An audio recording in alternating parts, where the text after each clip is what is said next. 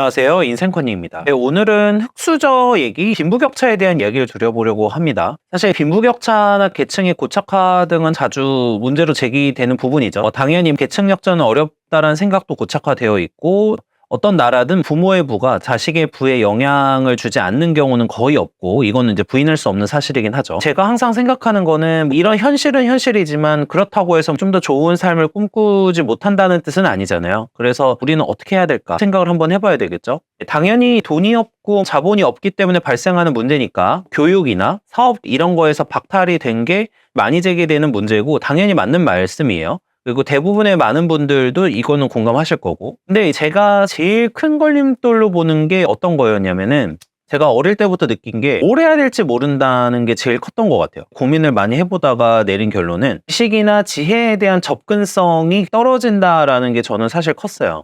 가난한 집과 부자인 집은 일단은 주변 인맥이 다르죠. 인맥이 서로 당겨주고 끌어주는 그런 부분도 당연히 있고요. 근데 저는 여기서 생각을 해보는 거는 핵심적인 거는 그 사람들에게서 나오는 이제 서로 교류하면서 형성이 되는 어떤 통찰, 지식, 그리고 마인드라고 생각을 했어요. 여러 가지 자연스럽게 이걸 어릴 때부터 들으면서 자랐던 사람들과 아닌 사람은 실제로 많은 차이가 생길 수밖에 없다라는 게 제 생각이거든요. 현대 사회는 자신이 관심 있는 것만 볼 수 있는 시대가 되었죠. 과거에는 사회에 나와서 실제로 사람들과 부대끼고 접하면서 깨지기도 하고 이런 경험들이 있다고 하지만 현재는 사실 자기가 원한다면은 내가 원하는 정보만 보면서 살 수 있는 시대가 돼버렸어요. 유튜브나 인스타그램 알고리즘도 마찬가지인데 이를 유도를 하죠. 사람에게 이득이 되는 걸 추천하는 게 아니라 사실 이 컨텐츠 플랫폼 입장에서는 자신의 회사에 이득이 되는 방식으로 컨텐츠를 추천하겠죠. 회사에 이득이 되는 거는 당연히 그걸 클릭할 확률이 높고 한 컨텐츠를 오래 보는 겁니다. 그래야 이제 서버 비용도 줄일 수 있고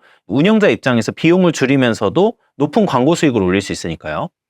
그러면 당연히 자동으로 추천을 해주는 것인데 그 구독자나 시청자가 늘 보던 걸 추천해주는 방식을 선택할 수밖에 없어요. 사람들은 내가 경험하지 않는 새로운 정보는 거의 클릭을 하지 않으니까요. 내가 알고 있던 주제가 아니면 사실 익숙해지는데도 많은 시간이 걸리고 컨텐츠가 내가 모르는 얘기를 하면 굉장히 재미가 없죠. 시청자들은 즐겨보던 컨텐츠만 보고 또 보게 되는 그런 상황이 발생을 해요. 사고하는 게 그래서 점차 어려워집니다. 내가 생각을 변화시키거나 뭔가 더 좋은 판단을 하려면 다른 정보를 제공하는 컨텐츠를 계속해서 접해야지 가능한데 내가 원하지 않는 정보를 계속해서 차단하다 보면은 판단력도 약해지고 능력이 정체하게 된다는 게 제 생각이에요. 능력의 발전이라는 것 자체가 내가 못하던 거를 잘하게 될 때 생기는 거잖아요. 근데 못하던 거는 계속 못하게 되고 내가 알고 있는 것만 계속 보게 되는 그런 상황이 되기 때문에 능력이 정체할 가능성이 높다라는 생각이 있습니다. 인터넷뿐만 아니라 가난한 집에서 자라면은 내가 보던 것만 보고 내가 속해 있는 어떤 동네 등의 커뮤니티에 국한돼서 생각하고 사고하게 돼요. 제가 몇 번 다뤘던 당연히 부모님의 사고관이 자연스럽게 전염이 되고 체득하게 되죠. 지식은 널리 퍼져 있고 그러니까 지식에 대한 접근성은 진짜 증대되고 있지만 좋은 지식을 선별할 수 있는 능력은 점점 갖추기는 어려워지고 있는 시대가 돼버렸다고 생각을 하고 있고요. 저는 그래서 스스로의 정보를 좀 찾는 훈련을 하고 계속해서 새로운 정보를 받아들이는 훈련이 필요하다라고 생각하는 입장이에요. 제가 대학에 가서 제일 먼저 배웠던 게 논문을 인용하는 방법하고 논문을 어떻게 찾아야 되고 좋은 정보를 찾는 훈련을 하는 거였어요. 대학교 1학년 때 제가 처음으로 RISS라고 있죠. 논문 사이트. 그 다음에 해외에서 관련 논문을 찾아보거나 이런 웹페이지 등을 알게 된 게 이때였어요. 제대로 알게 된 건. 물론 저 고등학교 때도 이런 논문 같은 걸 접하려고 검색을 많이 해보긴 했었는데 제대로 접하고 무엇보다 이런 논문 사이트들이 사실 비용이 많이 들어가는데 대학교에 들어가면은 대학교와 해당 논문 사이트 등이 계약을 한 상황이라서 학교 포털 아이디를 이용하면은 논문 사이트에 자유롭게 접근이 가능했었거든요. 그래서 무제한으로 양질의 정보에 접근할 수 있는 방법을 배우게 했던 게 제가 대학교에 가서 얻었던 굉장히 큰 소득 중에 하나였어요. 현대시대의 사람들은 자신이 구독하고 있는 유튜브 채널이나 즐겨찾기 되어 있는 웹페이지만 봐도 그 사람이 어떤 자료들을 접하고 있는지를 당연히 바로 알 수 있죠. 가난한 집안에서 자라는 경우에 솔직하게 말씀드리면 이런 양질의 정보에 대해서 접근하는 방법을 모르는 경우가 많고 예를 들면 입시를 준비를 할 때 요즘에는 입시 컨설턴트라던가 이런 거를 돈 있는 집안에서 많이 쓰지만 가난한 사람들 입장에서는 어떻게 해야 되냐면 이거는 제가 했던 방식이기도 한데 대학교 입학처 사이트에 들어가서 입학 요강 같은 걸 처음부터 끝까지 한번 쫙 읽어보는 거예요. 그래서 그걸 읽으면서 여러 학교 거를 읽어보면서 공통적인 부분들을 추출을 해내고 이 공통적인 부분을 추출해낸 걸 준비하면서 내가 원하는 학교가 있으면 그 학교에 맞춰서 따로 분리해서 준비를 해줘야 된다는 거죠. 왜냐하면 흑수저 입장에서는 어떤 한 학교에 올인하게 되면 망하잖아요. 그러니까 입시를 만약에 원하는 흑수저라고 하면은 공통적인 것부터 뽑아내서 이거는 기본적으로 갖추면 일단은 내가 접근할 수 있는 학교가 많아지고, 그 학교가 많아진 다음에 내가 진짜로 원하는 학교를 준비를 하려면 인터넷 등을 활용해서 정보도 찾아보고 또 요강에서 요구하는 부분들을 사전에 캐치를 하는 게 필요하죠. 근데 이런 이야기들을 사실 들을 수가 없다는 거죠. 자연스럽게 흑수저의 경우에는 주변인에게 이런 정보를 얻기 어려울 수도 있다. 결국 흑수저에서 탈출하려면 양질의 정보를 찾아보고 사고하는 훈련부터 시작을 해야지 그게 가능하다라고 저는 생각을 하는 거예요. 제가 과거에 좋은 대학을 가야 된다라는 영상에서 그러니까 준거 집단에 대한 이야기를 드렸죠. 학교에 들어가면은 내가 보고 배우고 비교할 수 있는 대상이 달라지기 때문에 이 부분이 인생에 좋은 영향을 줄 수 있다라는 의미였는데, 여기에서 한 단계 더 나아가면은 공유하고 있는 지식하고 지혜도 자연스럽게 흡수할 수 있기 때문에 이 준거 집단이 중요하다라는 거였어요. 흑수저의 단점은 이 준거 집단이 없다라는 거잖아요.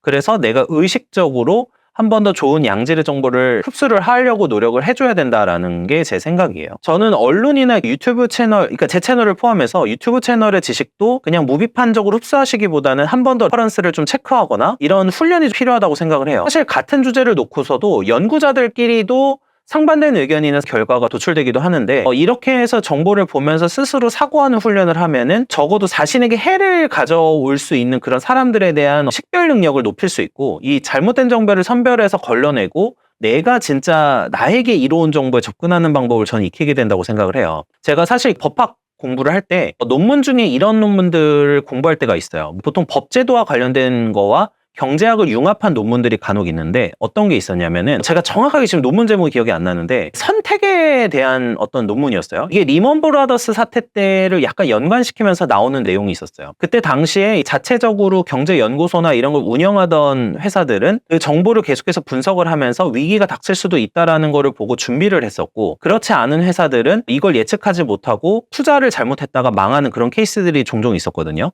논문에서 나오는 핵심적인 내용이 뭐였냐면, 어떤 인간이든 기업이든 선택과 관련해서 개인이나 회사가 가지고 있고 접근할 수 있는 정보의 양에 따라서 분석 능력과 선택이 완전히 달라진다라는 거였어요. 어떻게 보면 너무 당연한 얘기지만 사실 이게 많이 잊혀져 있는 거가 있는 것 같아요. 그래서 제가 생각하기에는 흑수저가 가장 접하는 문제는 당연히 기회박탈이라던가 자본의 양도 문제지만, 가장 큰 문제는 이 방향성이나 어떻게 해야 되는지를 모른다는 것에 있다라고 생각을 많이 했었어요.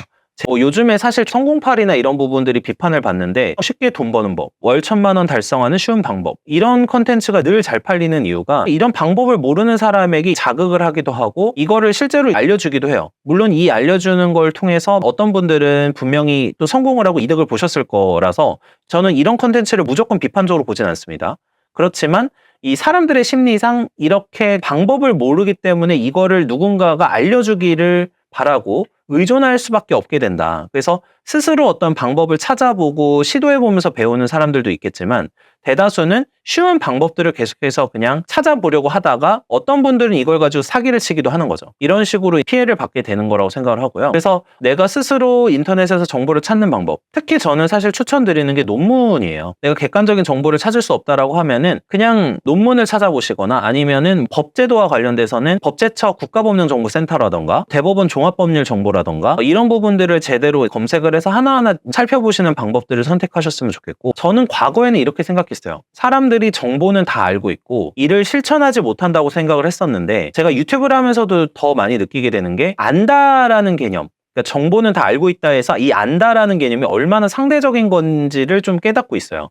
그러니까 사람들이 말로는 안다 이렇게 얘기를 하지만 실제로 조금만 파고들어서 대화를 해보면 모르고 있을 때도 많은 거죠. 또 그 사람이 살아온 경험이 없으면 이해가 제대로 되지 않는데 정보의 질이나 정보의 양 자체를 계속해서 늘려줘야 된다라는 거예요. 어떤 분들이 이런 얘기 하세요. 이제 AI가 발전하니까 이 AI가 알아서 어떤 답변을 줄 거다라고 얘기를 하시는데, 문제는 이 AI한테 할 때도 지금 현재로 기준으로 보면요, 답변을 해주려면 뭘 해야 되냐면 질문을 해야 되죠. 근데 이 질문도 어리의 지식이 있고 어느 정도 방향성을 알아야지 가능하다는 거예요. 내가 모르는 게 뭔지를 모르면 질문도 못하기 때문에 제가 드리는 정보의 중요성이나 지식의 중요성은 어느 정도는 유지가 될 거다, 미래에도. 이렇게 생각을 하고 있고요.